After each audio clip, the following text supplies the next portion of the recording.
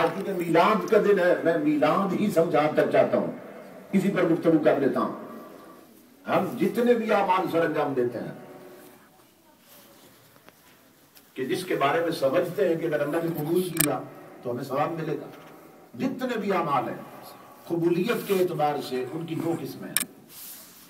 کچھ اعمال ایسے ہیں جو ظنی القبول کے درجے پہ ہیں، کچھ ایسے ہیں جو قطعی القبول کے درجے پہ ہیں۔ ظنی القبول ان عملوں کو کہتے ہیں کہ جن کے کرنے والا یقین سے نہیں کہہ سکتا کہ میرا یہ عمل قبول ہے۔ جس عمل کے بارے میں یقین نہ ہو قبول ہونے کا وہ ظنی القبول ہے، ظن گمان کو کہتے ہیں، یقین نہیں ہوتا گمان ہے، ہو سکتا ہے قبول ہو جائے، ہو سکتا ہے رد ہو جائے۔ لیکن کچھ عمل ایسے ہیں جو قطعی القبول ہوتے ہیں، جن کے بارے میں یقین ہوتا ہے کہ یہ عمل کبھی رد نہیں ہوتا۔ دو قسمیں ہیں۔ امام الانبیاء کے غلام کو نماز بہت بڑا عمل ہے، 450 بار تاکید آئی کہ ایمان سے بتائیں کوئی شخص زندگی بھر نمازیں پڑھتا رہے، یقین سے کہہ سکتا ہے میری نمازیں مقبول؟ کسی نے 60-70 حج کر لی، حج بہت بڑی عبادت، لیکن کہہ سکتا ہے کہ میرے حج مقبول ہے؟ گمان ہے، ہو سکتا ہے قبول ہو جائے، ہو سکتا ہے رد ہو جائے۔ زندگی بھر روزے رکھنے والا یقین سے کہہ سکتا ہے میرے روزے مقبول ہے؟ زندگی بھر زکات دینے والا کہہ سکتا ہے میری زکات مقبول؟ عمل بہت بڑے ہیں، عمل بہت بڑے ہیں، مگر ظن کے درجہ پہ ہے، ہو سکتا ہے قبول ہو جائے، ہو سکتا ہے رد ہو جائے۔ لیکن تاجدار کائنات کے علماء دو عمل ایسے ہیں جو کبھی رد نہیں ہوتے، دو عمل ایسے ہیں جو کبھی رد نہیں ہوتے۔ کون سے؟ ایک مصطفیٰ کا میلاد رد نہیں ہوتا، ایک مصطفیٰ پہ درود رد نہیں ہوتا۔ سبحان اللہ۔ یہ سمجھیں، ایک حضور کا میلاد رد نہیں ہوتا، ایک حضور پہ درود رد نہیں ہوتا۔ اب اس پر آرگومنٹ دینے لگا ہوں، کیوں رد نہیں ہوتا؟ نمازیں رد کیوں ہو سکتی ہیں، روزے رد کیوں ہو سکتے ہیں، حج و زکات رد کیوں ہو سکتے ہیں، درود اور میلاد رد کیوں نہیں ہوتا؟ اس کا سبب یہ ہے کہ اللہ رب العزت نے نماز پڑھنے کا ہمیں حکم دیا، وہ خود نماز پڑھتا ہے۔ اس نے حج کرنے کا ہمیں حکم دیا، وہ خود حج کرتا۔ اس نے ہمیں زکات کا حکم دیا، وہ خود زکات دیتا۔ اس نے ہمیں روزوں کا حکم دیا، وہ خود سحری اور افطاری کرتا۔ تو یہ احکام ہمارے لیے ہے، فرمایا نمازیں پڑھو، روزے رکھو، حج کرو، زکات دو۔ مگر وہ ذات جانتی تھی کہ میرے بندوں کے سینوں میں ارمان تڑپیں گے کہ مولا کوئی عمل تو بنا دیتا، تو بھی کرتا، ہم بھی کر لیتے۔ ہمارے لیے عزت اور فخر کی بات ہوتی کہ ہم نے وہ کام کیا جو ہمارا رب بھی کرتا۔ آواز آنے لگی، اگر میرے ساتھ ملنا چاہتے ہو تو نمازیں پڑھنے والوں، نمازیں تم پڑھو، میں نہیں پڑھتا، روزے تم رکھو، میں نہیں رکھتا، حج تم کرو، میں نہیں کرتا، زکات تم دو، میں نہیں دیتا۔ اگر کسی عمل میں میرے ساتھ شامل ہونا چاہتے ہو تو میرے مصطفیٰ پہ درود تم بھی پڑھو، میں بھی بھیج رہا ہوں۔ سبحان اللہ۔ تم بھی بناؤ، میں بھی بنا رہا ہوں۔ سبحان اللہ۔ سیدھی سی بات۔ اور پھر یہ ہے دوسری بات کہ یہ رد کیوں ہو سکتے ہیں؟ اس لیے کہ ہماری نماز میں اگر کوئی عیب رہ جائے نا، کوئی کمی واقع ہو جائے نماز میں، تو اللہ فرماتا ہے کہ وہ کمی خود پوری کر، اس میں جو عیب رہ گیا وہ خود دور کر، اس لیے کہ میں تو نماز نہیں پڑھتا۔ اب دیکھتے ہیں اگر واجب چھوٹ گیا نماز میں تو سجدہ سہو سے کمی پوری کی جاتی ہے۔ فرمایا عیبوں والی نماز اگر میں قبول کر لوں تو میرا فضل ہوگا، لیکن عمل چونکہ بندے کا ہے نماز پڑھنا، اس میں کمی رہ گئی تو خود پوری کر، عیب ہے تو خود دور کر۔ روزے میں کوئی عیب رہ گیا، فرمایا بندے میں روزے نہیں رکھتا، عمل تیرا ہے، بندے کا عمل ہے، خود کمی کو پورا کر، عیب کو خود دور کر۔ حج اور زکات کے اعمال میں کمی رہ گئی، بندے خود پوری کر، عیب خود دور کر، اس لیے کہ یہ عمل بندے کے ہیں، میرا نہیں ہے۔ لیکن اے گناہگار سے گناہگار انسان، عالم ہے یا جاہل، آنکھیں بند کر کے میرے یار پہ درود پڑا کر، کمی رہ گئی میں پوری کر دوں، سبحان اللہ۔ درود میں خود بھیجتا ہوں۔ سبحان اللہ۔ غریبوں غربت کا بہانہ بنا کے میلاد چھوڑ نہ دینا، کہا مٹی کے ٹوٹے ہوئے چراغ مل جائے وہی جلا دو، جو کمی رہ گئی میں پوری کر دوں گا کہ یار کا میلاد میں خود بنا رہا ہوں۔ سبحان اللہ۔ इमाम अल-अंबिया के गुलाम दो अमल, तुम पढ़ो मैं नहीं पढ़ता, रोजे तुम रखो मैं नहीं रखता, हज तुम करो मैं नहीं करता, ज़कात तुम दो मैं नहीं देता। अगर किसी अमल में मेरे साथ शामिल होना चाहते हो तो मेरे मुस्तफा पे दरूद तुम भी पढ़ो मैं भी भेज रहा हूँ, तुम भी बनाओ मैं भी बना रहा हूँ। सीधी सी बात। और फिर ये दूसरी बात कि ये रद्द क्यों हो सकते हैं, इसलिए कि हमारी नमाज में अगर कोई ऐब रह जाए ना, कोई कमी वाक़ई हो जाए नमाज में, तो अल्लाह फरमाता है कि वो कमी खुद पूरी कर, उसमें जो ऐब रह गया वो खुद दूर कर, इसलिए कि मैं तो नमाज नहीं पढ़ता। अब देखते हैं अगर वाजिब छूट गया नमाज में तो 100 बार ये पढ़ना है, साथ क्या फरमाएंगे, कहेंगे इसके आगे पीछे हुजूर पे दुरूद जरूर पढ़ना। क्यों? सैयदना फारूक आजम ने ये गुण बताया, सैयदना फारूक आजम ये नुक्ता समझा रहे हैं। आप फरमाते हैं बंदे वो अमल जो रद्द हो सकते हैं, जो कबूल नहीं हो सकते, गुमान है हो सकता है कबूल हो जाए, हो सकता रद्द हो जाए। बंदे अगर चाहता है कि वो अमल भी कभी रद्द न हो तो कहा उन अमलों के आगे पीछे मुस्तफा पे दुरूद पढ़ लिया कर, क्योंकि दुरूद कभी रद्द नहीं होता। तो जो अमल दुरूद की झोली में आएंगे वो अमल भी कभी रद्द नहीं होंगे। तो दुरूद ऐसा अमल है जो कभी रद्द नहीं होता, ये समझिए।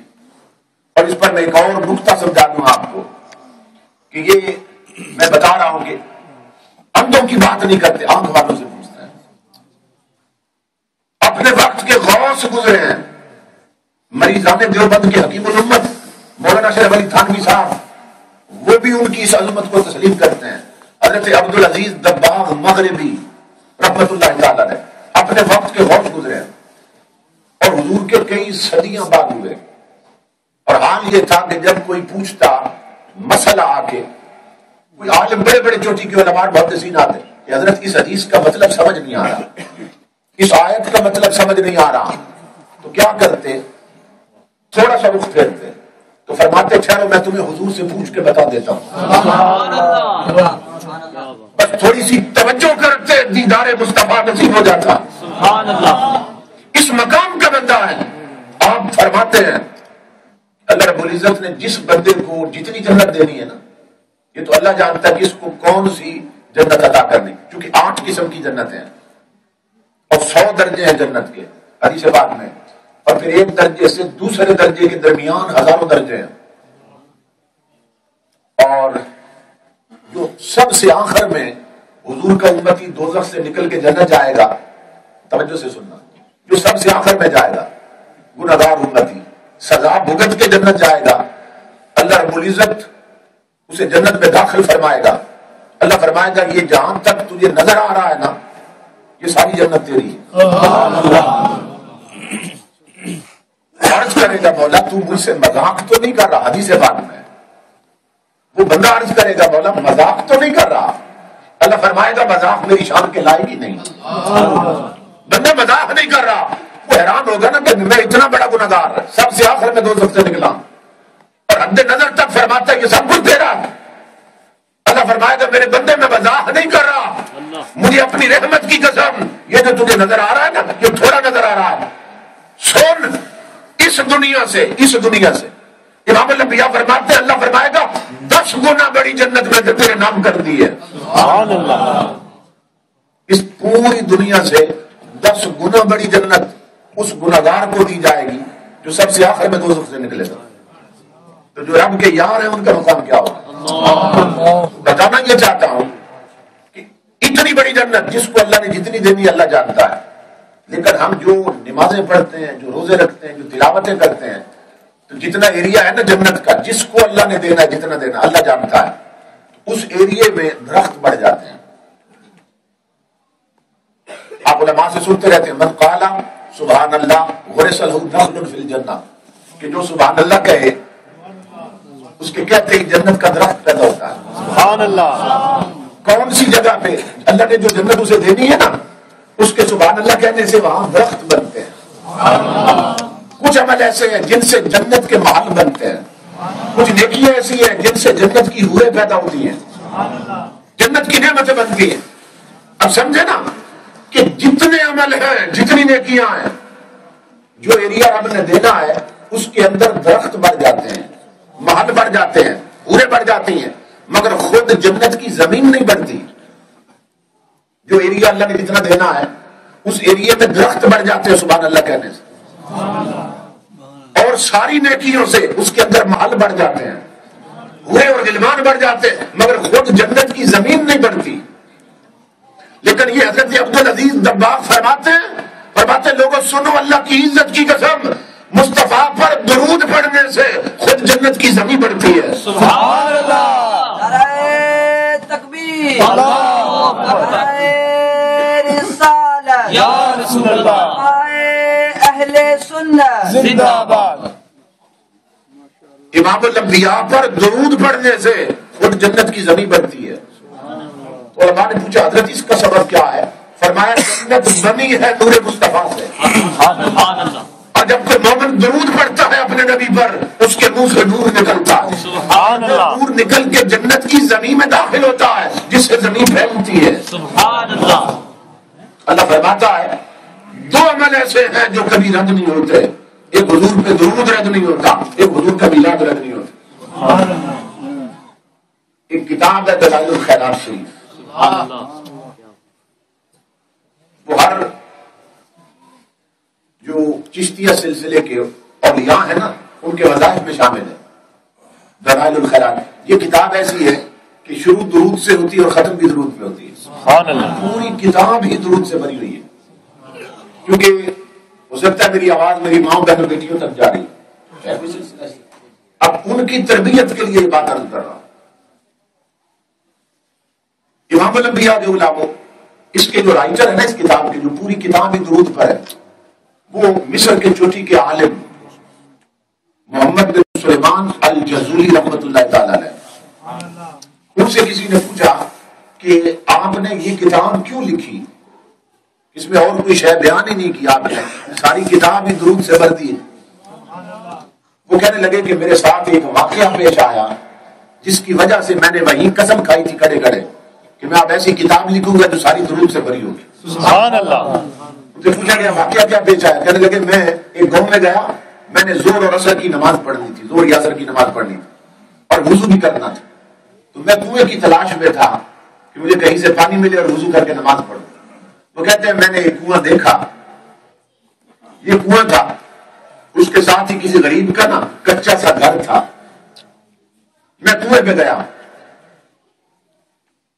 جب وہاں پہنچا تو میں نے دیکھا ڈول اور رسی نہیں تھی، پانی بہت گہرا تھا، نہ ڈول تھا نہ رسی۔ میں پریشان ہوا، ادھر ادھر دیکھ رہا تھا کہ اب کنویں سے پانی کیسے نکالوں۔ وہ جو مکان تھا نا جڑواں ساتھ، کچا سا مکان کسی غریب کا، اس کی چھت پر 7-8 سال کی بچی کھیل رہی تھی۔ اس بچی نے میری طرف دیکھا اور مجھے پوچھنے لگی من انت، کون ہے آپ؟ میں نے کہا انا محمد بن سلیمان الجزولی، میں محمد بن سلیمان الجزولی۔ اب ان کے نام سے تو پورا مصر واقف تھا، بڑی شہرت تھی، بڑا دنکا تھا۔ اس نے کہا کہ کیوں پریشان کھڑے ہیں؟ بچی نے کہا جب میں نے نام بتایا کیوں پریشان کھڑے ہیں؟ میں نے کہا بیٹی میں نے وضو کرنا ہے اور ڈول اور رسی نہیں ہے، تو پریشان اس لیے ہوں کہ اب پانی کیسے نکالوں، وضو کیسے کروں۔ کہتے ہیں میری یہ بات سن کر وہ بچی ہنس پڑی اور عربی زبان میں اس نے بڑا فصیح جملہ کہا۔ وہ مجھے کہنے لگی، بچی 7-8 سال کی بچی ہے، وہ کہنے لگی انت الذی یسرا علیک الخیر وانت تتحیر بما تخرج به الماء من البئر۔ کہنے لگی بڑے عجب تعجب کی بات، کہنے لگی چچا بڑے افسوس کی بات، تیری ولایت کے ڈنکے بستیوں میں بج رہے ہیں اور کنویں سے پانی نکلتا نہیں۔ نام کا ڈنکا پورے مصر میں بج رہا ہے اور کنویں سے پانی بھی نہیں نکلتا آپ سے۔ کہتے ہیں میں نے کہا میری بیٹی تو شاید میری بات نہیں سمجھی، میں نے تمہیں بتایا ڈول اور رسی نہیں ہے، پانی بہت نیچے ہے، تو ڈول کے بغیر پانی کیسے نکلے، رسی کے بغیر پانی کیسے نکلے؟ کہتے ہیں وہ بچی نیچے نہیں اتری، یہ بات سن کر اوپر سے ہی میں جھک گئی کنویں کی طرف، اپنی روف اور چھت سے جھک گئی، مجھے کہنے لگی چچا میں بتاتی ہوں پانی کیسے نکالتا ہے۔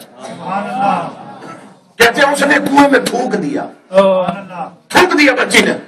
محمد بن سلیمان کہتے ہیں لوگوں اللہ کی عزت کی قسم میں اندازہ نہیں کر سکا کہ اس بچی کی تھوک نیچے پہلے پہنچی ہے یا پانی اچھل کے پہلے باہر نکلا، کنواں فوارہ بن گیا.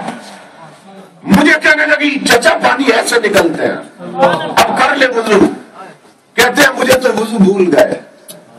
میری ماں بہن بیٹی ہو، یہ بات اس لیے سنا رہا ہوں، کبھی تمہارا کردار کیا تھا، تمہاری عظمت کیا تھا. 7-8 سال کی بچی ہے، کہتے ہیں مجھے وضو بھول گئے. میں نے ہاتھ جوڑے، میں نے کہا میری بیٹی اب وضو بعد میں کروں گا.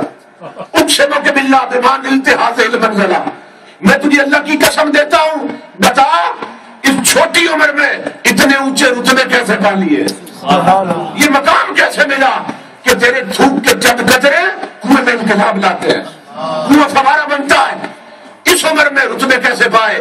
کہتے ہیں وہ بچی ہنس پڑی، کہنے لگی اتنے بڑے عالم ہیں یہ بھی نہیں جانتے کہ یہ رتبے کیسے ملتے ہیں. میں نے کہا میں تیری زبان سے سننا چاہتا ہوں یہ رتبہ کیسے ملا.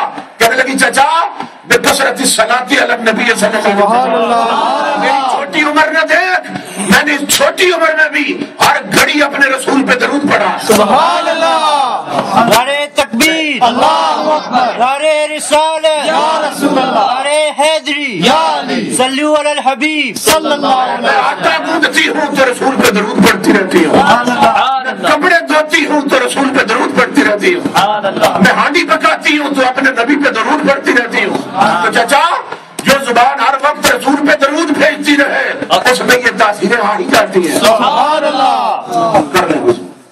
کہتے ہیں میں وضو کے لیے جب جھکا نا کنواں فوارہ بنا ہوا تھا، میں جھکا تو مجھے کہنے لگی چچا جانتے ہیں وہ کون ہے جن پر درود پڑھ کے یہ رتبے ملتے ہیں؟ میں پھر رک گیا. میں نے کہا میری بیٹی جانتا تو میں ہوں مگر پہچانتی تو زیادہ ہوں. تیرے منہ سے سننا چاہتا ہوں وہ کون ہے. کہنے لگی اذا مشا فی البر الاکبر تعلقت الوحوش بعلیہ. چچا سن وہ نبی ہے رحمتوں والا کہ اگر جنگل میدان میں بھی چلا جائے، کسی جنگل میں بھی چلا جائے تو وحشی درندے جاڑیوں کے پیچھے سے نکل کر اس کے دامن رحمت سے لپٹ جاتے ہیں. سبحان اللہ، اللہ اکبر، یا رسول اللہ یا علی. تو تاجدار کائنات کے غلاموں، تاجدار کائنات تو آج بھی نواز رہے ہیں، جس کا جتنا تعلق ہے رسول اللہ کے ساتھ، جو جس کیفیت میں ملتا ہے حضور کو، اللہ کی عزت کی قسم اسی حساب سے مدینے سے فیض نصیب ہوتا ہے. آخری بات عرض کر رہا ہوں، یہ صرف دور صحابہ کی بات نہیں، یہ دور تابعین کی بات نہیں. آقا فرماتے ہیں سچی غلامی تیرا کام ہے، تجھے گھر بیٹھے نوازنا میرا کام ہے. فیض مصطفیٰ بد نہیں ہے. یقین نہیں آتا تو پنڈی جا کے ممتاز قادری سے پوچھیں. ہم تو پنڈی میں رہتے ہیں نا، ہمیں صبح شام خبر ملتی رہتی ہے گستاخ رسول کو اس نے قتل کر دیا. اس کے ہاتھ میں بھی، حالانکہ یہ باڈی گارڈ تھا، اس کے ہاتھ میں بھی تلوار تھی، اس کے ہاتھ میں بھی کلاشن کوف تھی، اور جو باقی باڈی گارڈز تھے 10-12 ان کے ہاتھوں میں بھی کلاشن کوفیں تھی. 100 بار یہ خیال آ سکتا تھا، کامن سینس کی بات ہے، اگر میں نے اسے گولی ماری تو یہ 10 بندوقیں میری طرف بھی آ سکتی. مگر وہ عاشق تھا نا حدود کا، اس نے کہا میرے پورا وجود چھلنی ہو جائے، میں کٹ جاؤں گا اپنے رسول کی عزت پر، مگر دشمن رسول کو یہاں گوارا نہیں کر سکتا. اس نے جو کچھ کیا آپ نے سنا. اب بتانا یہ چاہتا ہوں، وہ پنڈی جیل میں ہمارے ایک بزرگ سے ملنے کے لیے گئے. اس سے پوچھا جا کر ممتاز قادری تو نے بڑا کام کیا حضور کی عزت کے لیے، اپنی جان لٹا دی تو نے، بتا جیل میں وقت کیسا گزر رہا ہے، تیری دن اور راتیں کیسے بیت رہی ہیں. اس کی چیخ نکلی ممتاز قادری کی، کہتا ہے پوچھ نہ پوچھ، اللہ کی عزت کی قسم جب سے جیل میں آیا ہوں اس تاریخ کوٹھڑی میں مجھے 12 دفعہ دیدار مصطفیٰ نصیب ہو چکا. سبحان اللہ، تکبیر، اللہ اکبر، رسالت یا رسول اللہ. یہ چھوٹی سی بات نہیں ہے. وہ کہتا ہے جب سے آیا ہوں جیل میں مجھے 12 دفعہ دیدار مصطفیٰ نصیب ہو چکا. وہ کہتا ہے لوگوں کی نظر میں یہ جیل کی کوٹھڑی ہے، مصطفیٰ نے مدینے کی گلی بنا دی ہے. سبحان اللہ، 12 دفعہ دیدار مصطفیٰ نصیب ہو چکا ہے. اللہ اکبر. تاجدار کائنات کے غلاموں، یہ اسلام آباد میں ایک جلوس نکلا لیڈیز کا اس کے حق میں. اس کو لیڈ کر رہی تھی ممتاز قادری صاحب کی اہلیہ محترمہ، ان کی جو مسز ہیں وہ لیڈ کر رہی، اور 10 مہینے کا بچہ بھی تھا ممتاز قادری کا ان کے ہاتھوں. اس نے نا بچہ بلند کر دیا دونوں ہاتھوں سے. اس نے کہا دشمنان رسول شاید تم سمجھ رہے ہو کہ میں پچھتا رہی ہوں کہ میرے خامد نے ایسا کیوں کیا اور جیل میں اور ہو سکتا ہے پھانسی ہو جائے، شاید تم سمجھو میں پچھتا رہی ہوں. کہا نہیں، سونا اللہ کی عزت کی قسم، جب سے قربانی دی ہے مدینے سے ایسی خیرات مل رہی ہے کہ اگر ناموس رسول کے لیے مجھے یہ 10 مہینے کا بچہ بھی کٹانا پڑا تو میں کٹا دوں گی. سبحان اللہ. جن کے تعلق جڑتا ہے نا حضور کے ساتھ، جن کا سلسلہ رابطہ رہتا ہے مصطفیٰ کے ساتھ، انہیں مدینے سے آج بھی بھیک اور خیرات ملتی ہے. امام الانبیاء کے غلام ہو، خوش بخت ہو، خوش نصیب ہو کہ تم نے دیار غیر میں اپنا وطن چھوڑا ہے مگر اپنا دین نہیں چھوڑا. اپنی زمین بدلی ہے اپنا دین نہیں بدلا، لباس بدلا ہے اپنا دلدار نہیں بدلا. یہ بہت بڑی سعادت کی بات. ان رشتوں کو اور پکا کیجیے، اور پکا کیجیے. یہ جو عقل کے رابطے ہیں انہیں دل کے رابطوں میں بدل دیجیے. تن سے من تک، اندر سے باہر تک تاجدار کائنات کی غلامی میں آئیے. آج بھی حضور صلی اللہ علیہ وسلم اپنے غلاموں کو نواز رہے ہیں، آج بھی حضور کی خیرات مل رہی ہے.